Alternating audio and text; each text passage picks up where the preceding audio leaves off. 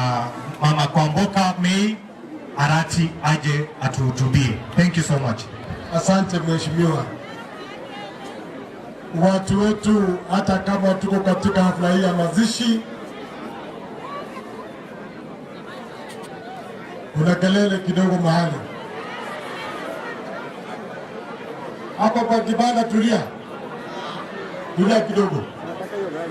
Nilikuwa nasema watu wetu, hata kama tuko katika hafla hii ya mazishi, kwanza ni kusema pole kwa sababu tulipoteza wapenzi wetu 6, na wakati ajali ile ilipofanyika hapa chini, nilikuwa miongoni wa wale wa kwanza kufika.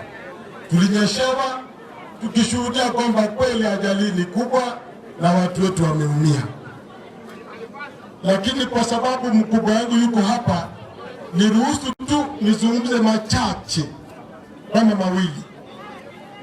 Kwanza nashukuru mheshimiwa gavana kwa sababu tuliketi pamoja na ile kamati andalizi ya mazishi haya na tulipata kuelewana.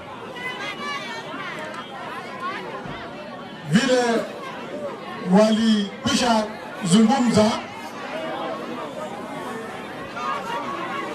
kelele cha tatizo kidogo hapa kama.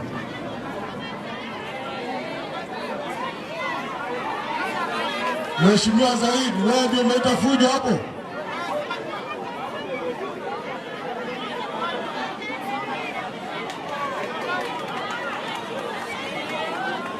Nishaambiwa kwamba kuna yule alikuwa manusura ambaye alisalia, Mwenyezi Mungu akamweka hai. Neraunendoleke asunelento ukaigavanda wabao.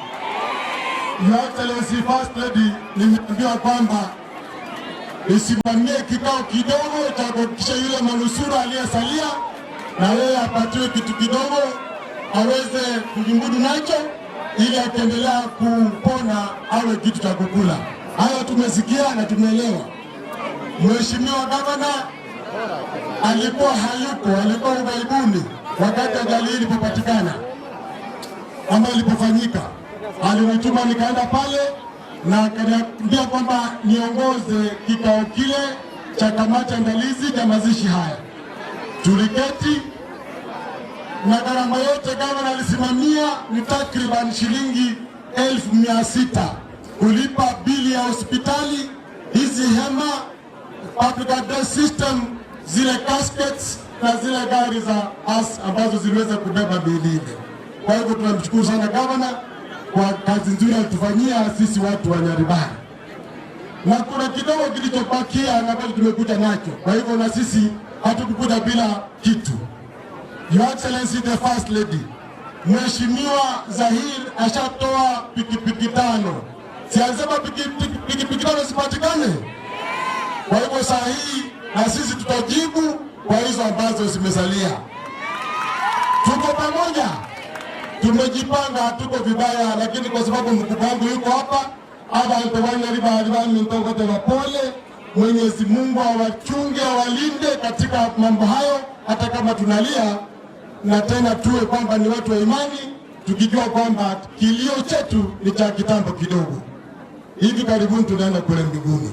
Niruhusu nisiongea mengi, nimwalike our First Lady Madam May Kwamboka Arati. Welcome, Your Excellency.